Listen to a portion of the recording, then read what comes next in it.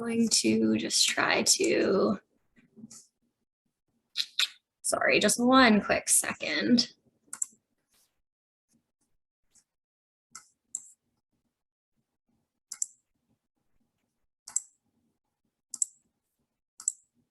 Okay, can everyone see that? Yeah, we're all good. Thanks, Jen. Okay, perfect.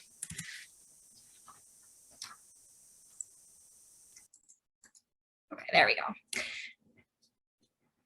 So many of you are likely familiar with FedNor, but for those of you who are not, we are the Government of Canada's Economic Development Agency for Northern Ontario. FedNor invests in strategic initiatives led by businesses, communities, and organizations, and we work with a variety of stakeholders to create jobs and a more prosperous and innovative future in Northern Ontario. So FedNor operates through 6 offices across Northern Ontario, in Kenora, Thunder Bay, Sault Ste. Marie, Timmins, and Greater Sudbury. So all FedNor programming is aligned to the Prosperity and Growth Strategy for Northern Ontario, or PGSNO as we call it. This is a regional approach to economic development, but it's based on federal national priorities. So it was developed in consultation with stakeholders across Northern Ontario. So the 3 main priorities of this strategy are supporting innovation, and this is by expanding and strengthening the regional innovation ecosystem and providing support for incubators, accelerators, and clusters. The second is growing companies by enhancing supports for business startups and scale-ups, promoting the adoption of advanced technologies, and increasing the capacity of companies to export.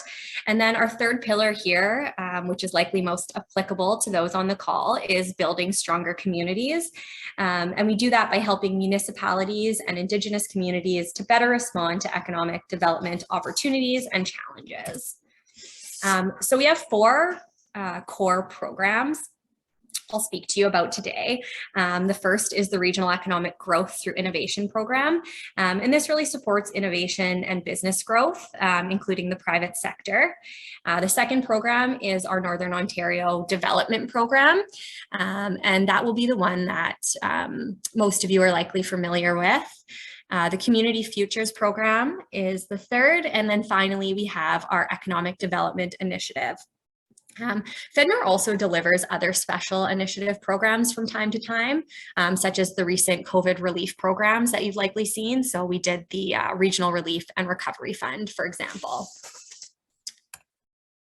So the first program is the Regional Economic Growth through Innovation program, and that has 2 streams to it. So the first is the business scale up and productivity stream.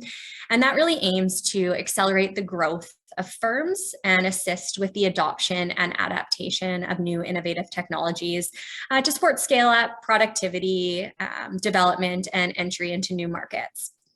So this one is really geared towards the private sector applicants. Eligible businesses must fall under one of the Government of Canada's economic strategy tables. So those strategy tables include advanced manufacturing, digital technologies, agri-food, clean tech, resources of the future. So that would be mining and forestry, for example. Or tourism. So retail and service-based businesses are not eligible for funding under this program, and companies typically have to be in business for 2 years. Funding to private sector companies is repayable, but it's with 0% interest.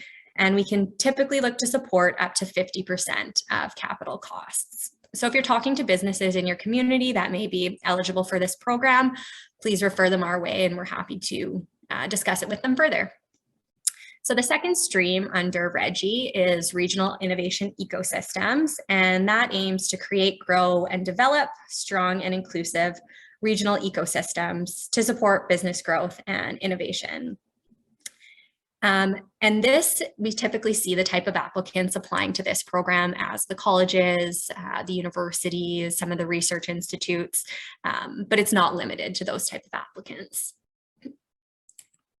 So I'm going to move on to our Northern Ontario Development Program. And again, as I mentioned, this is likely the program that many of you have accessed in the past. So the Northern Ontario Development Program supports a variety of projects to help communities and First Nations to create the right conditions for economic growth. So the results that FedNor is looking to achieve under this program include inclusive growth, identification of economic opportunities through enhanced decision-making and planning, strengthened community economic competitiveness, and diversified investment and growth, and also enhanced collaboration amongst stakeholders. So what you're likely interested in is the eligible activities. So eligible activities under this program include strategic business planning. We do workforce attraction and retention, various studies, so feasibility, marketing, industrial and business parks, revitalization, waterfront development, community investment plans, profiles, recovery plans, and youth internships. So eligible applicants under this program include not-for-profit organizations in Northern Ontario, including community economic development, Indigenous and Francophone organizations, industry and business associations, networks and alliances. So that would be NOMA, for example, and then municipalities, municipal organizations, and First Nations. So contributions under this program are typically non-repayable. And the funding formula we usually look at is that FedNor would support 1/3 of the project, and the remaining 2/3 would come from the municipality and a provincial funding body. Again, this is just the typical scenario. We do have the ability to go higher than that, and we look at a variety of variables as we're working in the development of the project with your community. So I'm going to give you just a couple examples of projects that we funded under the NODP program. So go back up here. So we've done the development of a downtown waterfront business park in the town of Huntsville. This was identified as a key component of the town's strategic economic development plan, and it's since resulted in the renovation and expansion of existing businesses and business development. Another type of project we've done under NODP was the community of Red Lake completed a highway commercial development project way back in 2010. And this project strengthened the town's capacity to attract private sector investment, and the NOHFC was a partner on that one. So those are just a couple of examples of the types of projects that could be eligible. Again, similar to NOHFC, we just always encourage you to reach out to your FedNor officer to discuss the project. It'll save you a lot of time. We can discuss what's eligible, what's not eligible. We like to bring all the funding partners to the table at the beginning, and we're happy to work through that with you. So the Economic Development Initiative is the third program that we have here. And in Northern Ontario, it provides funding for projects that encourage economic growth in the region's Francophone communities and that capitalize on economic opportunities made possible through the use of both official language. Okay, and then finally, we have the Community Futures Program, which I'm sure many of you are familiar with. So there are 24 CFDCs located in Northern Ontario. 9 of these are in the Northwest, and they provide their local communities with support for community-based projects, access to capital, and strategic planning. They work in collaboration with other partners and stakeholders, plan and help implement development strategies. They do lending and strengthen and diversify their local economies. So we always encourage you to reach out and partner with your local Community Futures organization. So I'll just briefly touch on what the FedNor application process looks like. So FedNor has a 2-phase application. Phase 1 provides just a high-level overview of the project. It's only a couple pages, and we use it to determine project eligibility.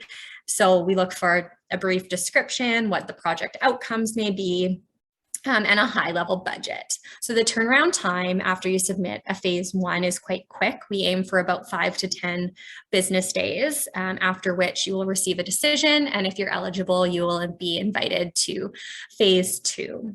So phase 2 is the more detailed project submission. It includes information such as the detailed work plan, the economic benefits, a detailed budget. And so the more complex and the larger the ask of the project, we will look for more detail. So if you're asking for $30,000, we're not going to require the same level of detail as if you were to ask for $300,000. The exception to this 2-phase submission process is our youth internship program. And so this is just a 1-phase application. We don't give you a decision in the 5 to 10 business days. It takes a little bit longer than that to process, but it is expedited. Our youth internship program can provide up to $35,000, and that is supported at 90%.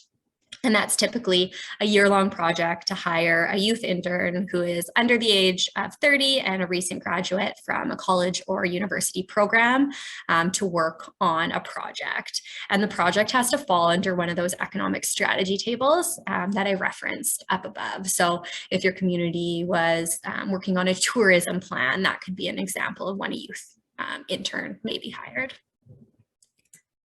So that was just a very quick overview. I am happy to take any questions that you may have.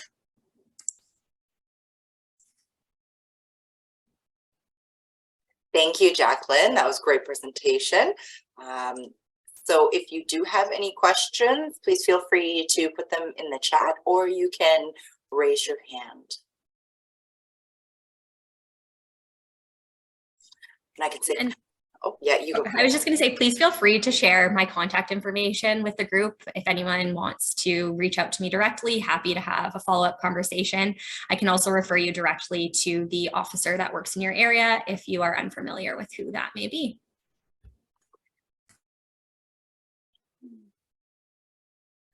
I'm not seeing any questions, which is a good thing. Means you were crystal clear. Or the opposite of that, but hopefully not. No, you're good. You're good. Well, I think then we will cut to a little earlier break. We did start your presentation a little earlier anyway, so perfect. Thank you so much, Jacqueline. And if Ian and Ryan and I don't think they're still on, but if they are, thank you for our previous presentation from NOHFC. They're both great.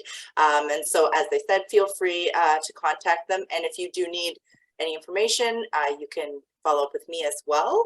And I can provide you email addresses, or I can provide the slide deck, I'm sure, if you're really looking for it.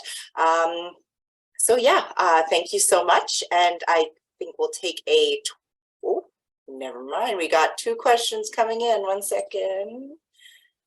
I have from Rick Dumas, what is the funding available for both programs for 2023?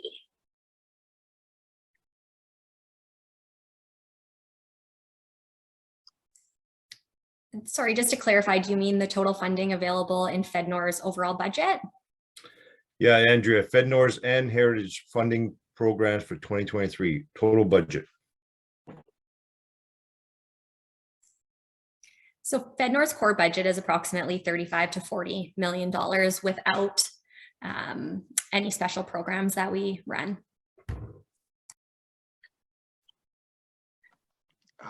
To be honest, Rick, I don't know the number, but we haven't run into an issue. The programs are open, and I don't see them closing because of budgetary constraints. So get in touch. Great, thank you, Ryan.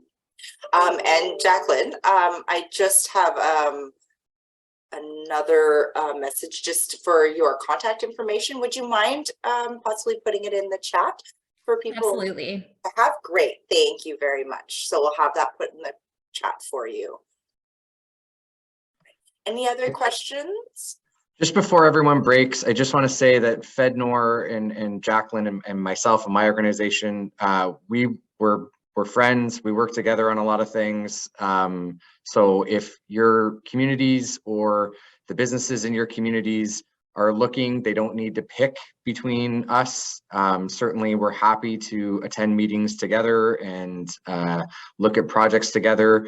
Yes, there absolutely could be a project that your community is looking at that's better suited to one program that might be available through NOHOC or through FedNor. But feel the need to get in touch with both of us on the same project, and we can work with you to sort of figure that out. So I just want to make that clear to everyone, especially people that are kind of new to this world, that there are stacking rules. They're slightly different for both organizations and for programs. So I'm not going to get into them, but it's certainly worth bringing both of us into those conversations, and we can work with you to help delineate those lines.